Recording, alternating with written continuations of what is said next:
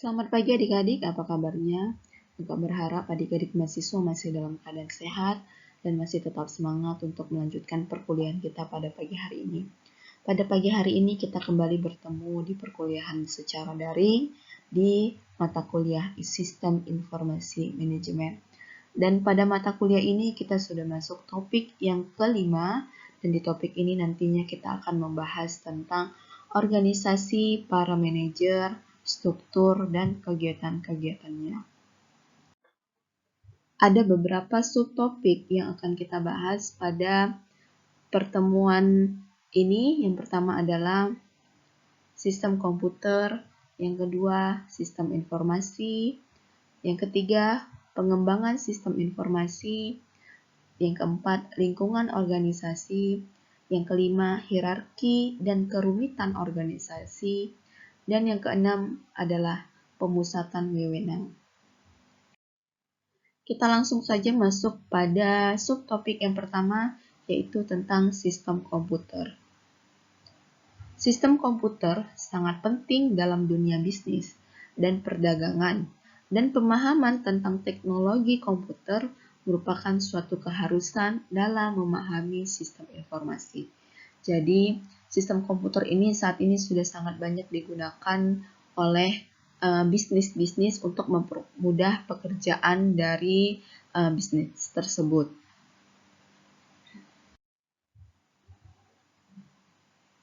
Yang kedua adalah sistem informasi.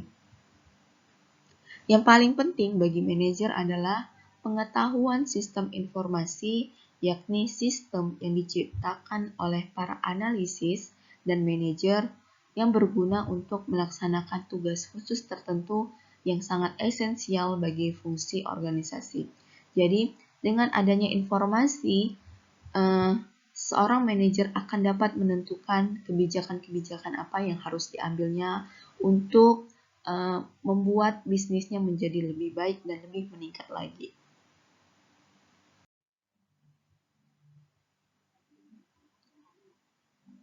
Pengetahuan sistem informasi yang diperlukan oleh para manajer dapat dibagi menjadi dua kelompok.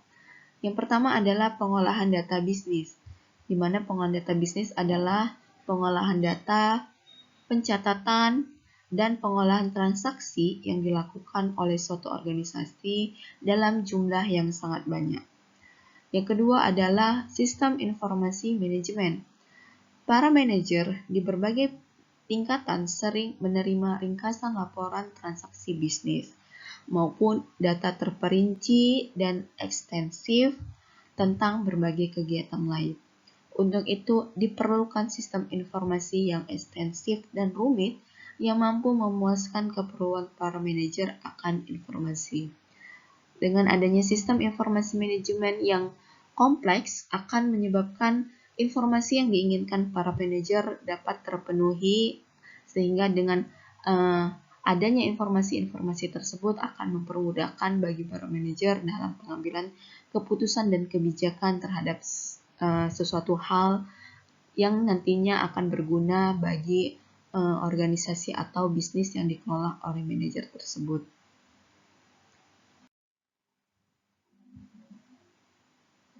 Pengembangan sistem informasi.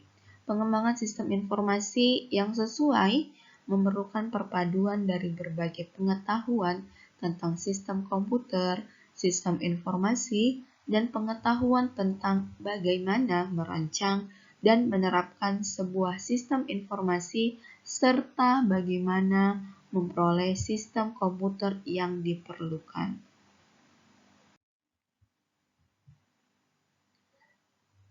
Selanjutnya adalah lingkungan organisasi.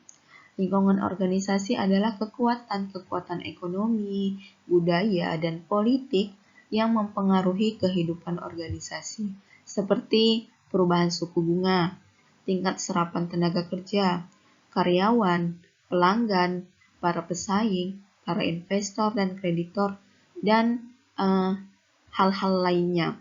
Jadi, berbagai keadaan lingkungan, baik itu keadaan lingkungan internal, yaitu keadaan lingkungan organisasi tersebut, dan keadaan lingkungan eksternal atau di luar dari keadaan lingkungan organisasi tersebut, seperti bagaimana keadaan ekonomi, bagaimana keadaan masyarakat, bagaimana adat istiadat, bagaimana politik yang ada di luar dari organisasi tersebut, dan bagaimana kebudayaan yang ada di luar organisasi tersebut akan mempengaruhi dari lingkungan organisasi tersebut. Semakin baik keadaan lingkungan, akan semakin baik pula keadaan lingkungan organisasi tersebut. Selanjutnya adalah hierarki dalam suatu organisasi. Hierarki adalah hubungan antara atasan dan bawahan di dalam suatu organisasi yang menyebabkan adanya rantai komando.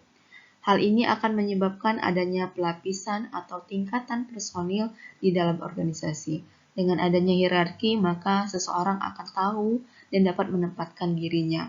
Dan dia juga akan dapat membuat kebijakan jika dia adalah seorang pembuat kebijakan.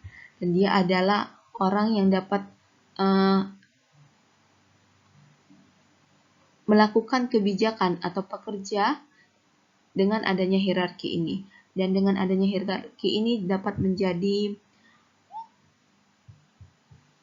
mengatur atau mengorganisasi orang-orang yang berada di bawahnya, sehingga organisasi tersebut juga akan berjalan dengan baik karena dia mengetahui peran dari dirinya dalam suatu organisasi tersebut.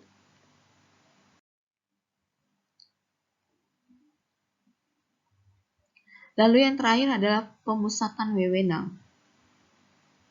Istilah yang bisa digunakan dalam pemusatan wewenang adalah manajemen terpusat atau manajemen puncak, yaitu manajemen yang bertanggung jawab atas seluruh keputusan yang ada dalam suatu organisasi. Keputusan berskala kecil biasanya diberikan pada lapisan manajemen yang lebih rendah atau disebut dengan manajemen terbesar, misalnya manajer divisi. Dalam pemusatan wewenang ini, ada beberapa hal yang perlu diperhatikan dan ada beberapa hal tingkatan dalam pemusatan wewenang. Yang pertama adalah manajemen terpusat, di mana sistem informasi pada organisasi yang dikelola secara terpusat tentunya harus dilakukan guna menampung sedemikian banyak informasi rinci tentang kegiatan pasar setiap produk yang disampaikan kepada manajemen puncak.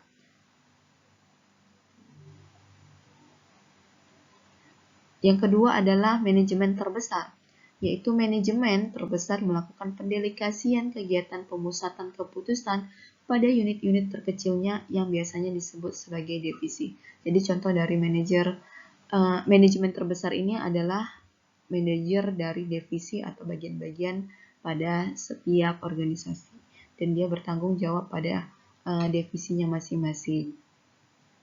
Yang ketiga adalah manajemen koordinatif, di mana manajemen koordinatif memerlukan upaya kerjasama yang ekstensif dalam melaksanakan kegiatan manajemen.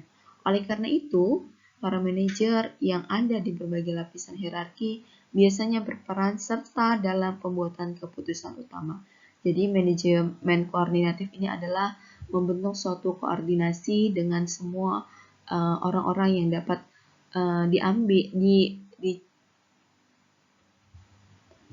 atau diterima pendapatnya tentang bagaimana mengambil keputusan terhadap suatu organisasi tersebut. Jadi dengan adanya manajemen koordinatif ini akan lebih membuat keputusan yang terbaik terhadap organisasi tersebut.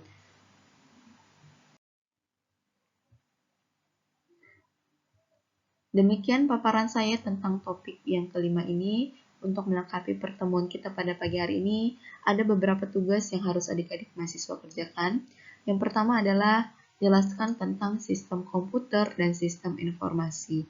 Yang kedua, jelaskan tentang lingkungan organisasi. Dan yang ketiga, jelaskan tentang pemusatan wewenang. Seperti biasa, ketiga tugas ini adik-adik mahasiswa kerjakan di buku tugas kalian, lalu kalian fotokan atau kalian scan dan kalian bentuk dalam bentuk PDF atau foto, lalu kalian kirimkan ke GC yang nantinya akan saya lihat dan saya koreksi dan nantinya juga akan saya berikan nilai kepada adik-adik mahasiswa. Dan kakak berharap semua adik-adik mahasiswa mengerjakan tugas-tugas yang telah kakak berikan, baik itu pada topik pertama hingga topik kelima ini. Karena nantinya semua nilai-nilai yang kalian peroleh dari pengerjaan tugas ini akan diakumulasikan sebagai nilai akhir kalian, dan nantinya juga nilai-nilai tersebut dapat menjadi penentu bagi kalian untuk ikut atau tidak ikut dalam pelaksanaan UTS ataupun UAS. Demikian pertemuan kita pada pagi hari ini, dan kakak berharap kalian tetap dalam keadaan sehat dan tetap semangat untuk mengerjakan semua tugas-tugas yang diberikan oleh abang dan kakak dosen kalian. Dan kakak akhiri pertemuan kita pada pagi hari ini dengan ucapan selamat pagi dan salam sehat untuk kalian semua.